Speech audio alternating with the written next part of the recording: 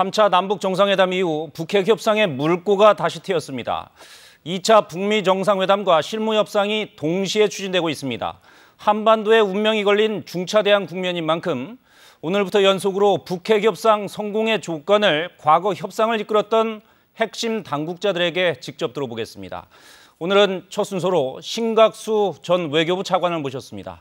차관님 어서 오십시오. 예, 반갑습니다. 네. 예, 요즘에 북한의 비핵화 진정성에 대한 논란이 뜨겁습니다.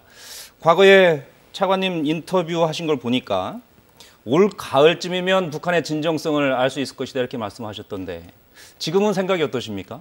예, 지난달에 남북 정상회담이 평양에서 열렸습니다만 그 평양 선언의 결과를 놓고 볼 때는 아직까지 진정성이 확인되지 않은 것으로 판단이 됩니다. 네. 왜 그런 말씀을 드리냐면 김정은 위원장이 지금까지 직접 대외적으로 밝힌 내용은 한반도의 비핵화라는 언급밖에 없습니다. 예. 근데 잘 아시다시피 한반도의 비핵화라는 그 개념은 우리가 생각하는 북한의 핵팩이라는 소위 CVID 핵팩이라는 개념에 상당한 차이가 있습니다. 예. 그리고 북한이 비핵화를 언급한 이 서면 약속으로는 판문점 선언 그리고 싱가포르 선언이 있습니다만 상당히 내용이 빈약하고 또 한편에 있어서는 김정은 위원장의 구두 약속은 간접적으로 전달이 됐습니다. 네. 그래서 한마디로 말씀을 드리자면 지금까지 북한이 밝힌 비핵화는 일종의 약속어음에 불과하고 아직 현찰화되지 않은 그러한 약속이 아닌가 이런 판단을 하고 있습니다. 네. 그러면 합의에 어떤 명시적인 CVI들할지 이런 명시적인 어떤 비핵화 약속이 들어있어야 된다 이런 말씀이십니까? 아니면 구체적인 조치가 있어야 된다는 말씀이십니까? 후자입니다. 꼭 구체적인 행동이라든지 또는 조치라든지 이런 것이 뒷받침이 되지 않는다면 구두 약속이라는 것은 과거에 북한이 2번의 핵위기 때 국제사회와 합의를 체결했습니다만 다 그것을 깼습니다. 그러니까 합리적인 의심을 갖고 본다면 북한이 구두 약속만을 하는 것으로는 충분하지 않고 구체적인 행동이나 조치에 의해서 뒷받침이 되어야 됩니다. 그런데 지금까지 나온 북한의 조치들은 비핵화라는 전체 큰 맥락에서 볼 때는 아주 일부에 불과한 핵실험장 폐기라든지 미사일 실험장 폐기 내지는 발사대 폐기 그리고 미국의 상응하는 조치를 전제로 한 영변 핵시설 폐기라든지 아주 일부분에 불과하기 때문에 정말로 북한이 진정으로 핵을 폐기할 것인가에 관해서는 아직까지 확인이 안 됐다고 보는 것이 객관적인 평가가 아닌가 이렇게 생각을 합니다. 네. 그런데 북한은 우리가 행동하기에 앞서서 미국이 먼저 종전선언이랄지 대북 제재 완화랄지 그런 상응 조치를 요구하는 거 아니겠습니까? 그 부분이 북미 간의 어떤 협상에 걸림돌이 되고 있는 거 아닙니까? 사실 이 비핵화 협상이 제대로 되려면 우선은 제일 중요한 것이 동결입니다. 왜 그러냐면 교섭을 하는 기간 중에 북한의 핵 능력을 계속 늘려간다고 그러면 지금까지 북한의 핵 능력이 거의 완성 단계에 도달해 있기 때문에 시간 벌기 게임에서 국제사회가 지게 됩니다. 그렇기 때문에 이제 동결이 먼저 돼야지 되는데 동결이 지금 안 된 상태로 지금 6개월간 교섭을 해온 겁니다.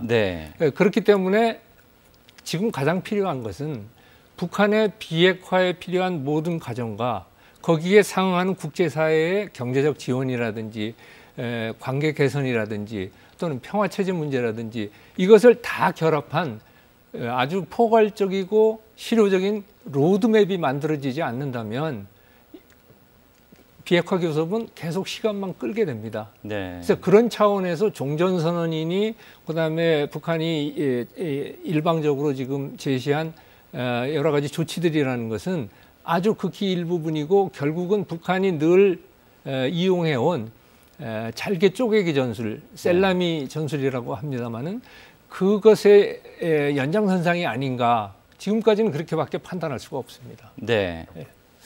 과거에 북핵 협상을 차관으로서 외교부 차관으로서 지켜보시고 지휘하셨습니다. 과거의 협상과 이번 북미 협상의 차이가 있습니까? 과거 협상의 경우에는 이제 1차, 2차 핵위기 때 이제 2번 협상을 했습니다만 네.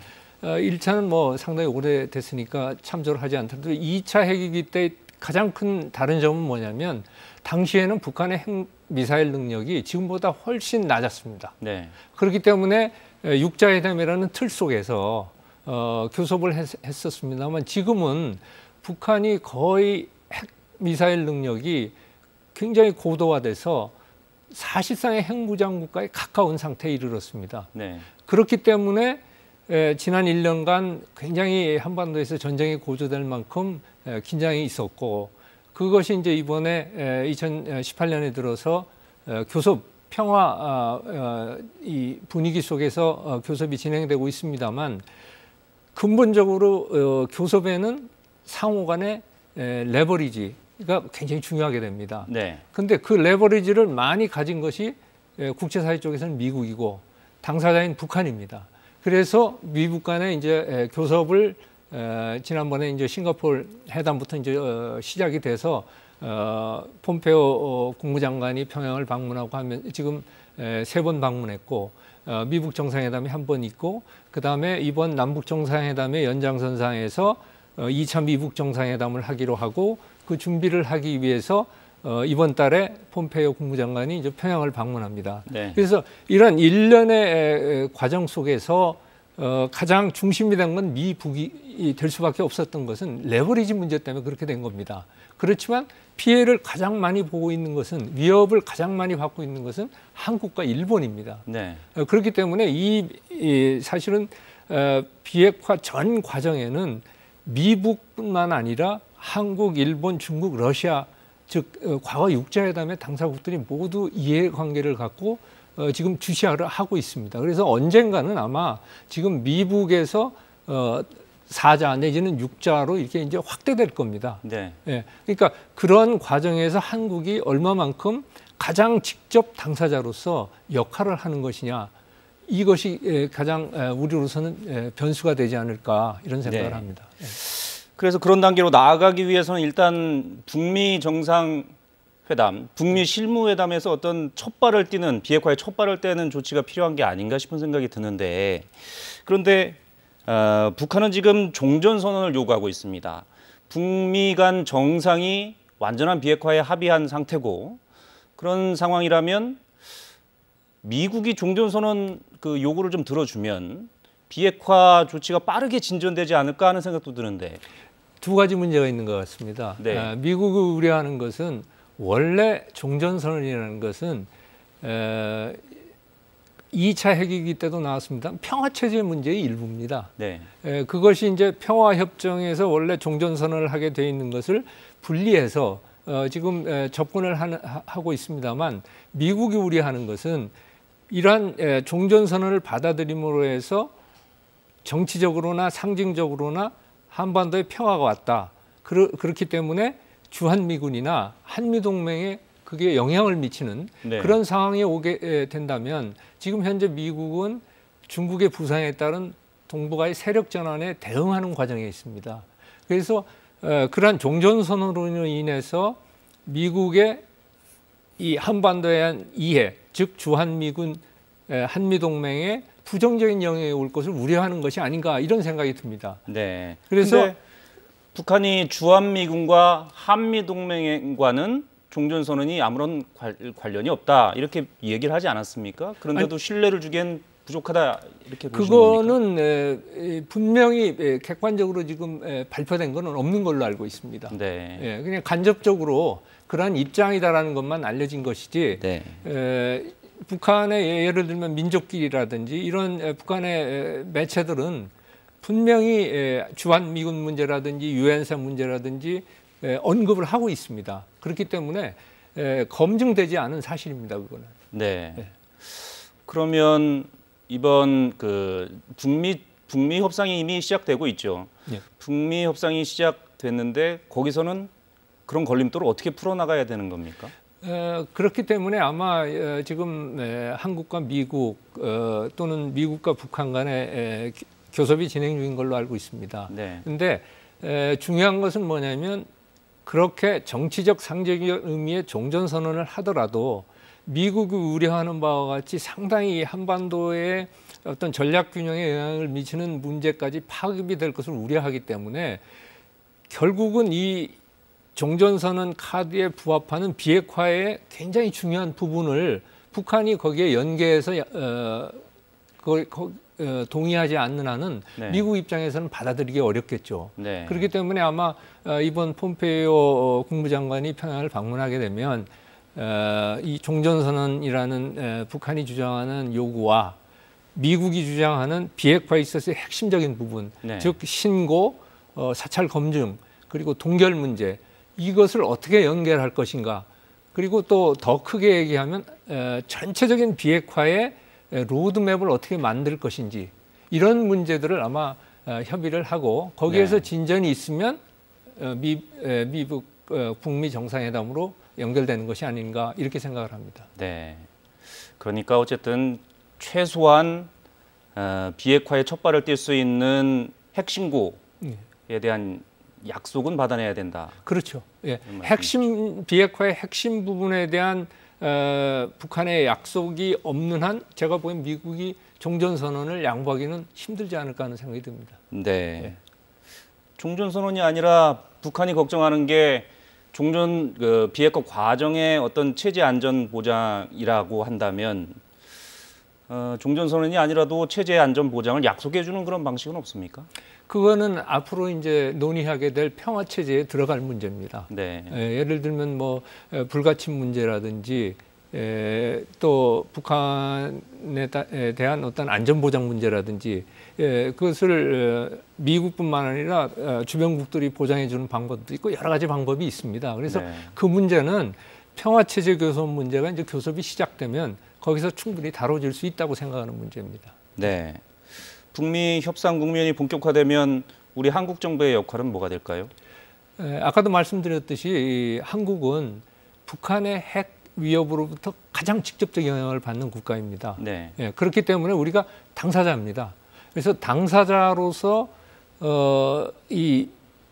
우리가 추구하고는 목표는 뭐냐면 북한 핵의 완전하고 검증 가능하며 불가역적인 폐기를 원하는 거 아니겠습니까? 그러니까 그 목표를 관철하기 위한 로드맵을 미국과 긴밀히 협의해서 짜고 그 짠 로드맵을 북한과 협의해서 미국을 통해서 하든지 아니면 남북 간에 하든지 해서 그 로드맵을 빨리 확정하는 것이 굉장히 중요한 것이고 그것을 위한 전 단계로서 필요하다면 동결, 그다음에 신고 및 사찰 검증을 하는 그러한 뭐 필요하면 2단계로도 갈 수 있겠습니다만 어쨌든 제일 중요한 거는 그 로드맵을 완성해서 미국은 국제사회는 국제사회대로 이행을 하고 북한은 북한대로 비핵화 핵폐기를 이행해서 결국은 최종적으로는 국제사회가 원하는 비핵화와 북한이 원하는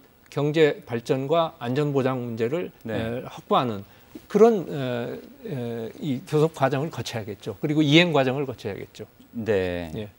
그러니까 협상은 북미가 하더라도 한국 정부가 물밑에서라도 북한을 계속 설득하는 작업을 해야 된다는 말씀이시죠? 해야 하는 거죠. 우리가 당사자고 또 하나는 남북 관계가 좋아지는 이점이라는 것이 북한이 우리가 북한에게 설득하거나 설명하고 하는 것이 보다 신뢰성 있게 받아들여질 수 있을 가능성이거든요. 남북 관계 자체를 위해서 하는 것도 있지만 결국은 비핵화를 위한 북한의 결단을 촉구하는 그런 차원에서 한국 정부가 많은 역할을 해야지 되고 그런 의미에서는 한국이 촉진자 역할을 해야 한다고 생각합니다. 이 비핵화의 이 모든 과정이 미국이나 북한이나 상당한 불신관계 있지 않습니까? 거기에서 조금씩 신뢰관계를 형성하고 나아갈 수 있도록 한국이 다양한 측면에 왜냐하면 한미 동맹이 있고 남북 관계가 진전이 되니까 그걸 이용해서 촉진자 역할을 충분히 할 수 있고 또 해야 한다고 생각합니다. 마지막으로 한 가지만 더 질문드리겠습니다. 3차 남북 정상회담을 통해서 어렵게 얻은 북미 협상의 기회입니다. 이번 북미 협상의 성공 가능성 어떻게 전망하십니까? 우선은 폼페이오 국무장관이 이번 달에 이제 평양을 방문해서 북미 실무 교섭을 할 겁니다. 네. 그 실무 교섭 결과를 이제 트럼프 대통령, 트럼프 행정부가 이제 전체적으로 판단을 해서 북미 정상회담을 할 것이냐, 그리고 언제 할 것이냐를 아마 정할 겁니다. 네. 그러니까 가장 지금 분수령이 되는 저거는 이 폼페이오 국무장관의 평양 방문 결과입니다. 네. 네. 그러니까 그거를 잘 지켜봐야 할 것 같습니다. 네, 알겠습니다. 여기까지 듣겠습니다. 오늘 말씀 잘 들었습니다. 네, 고맙습니다.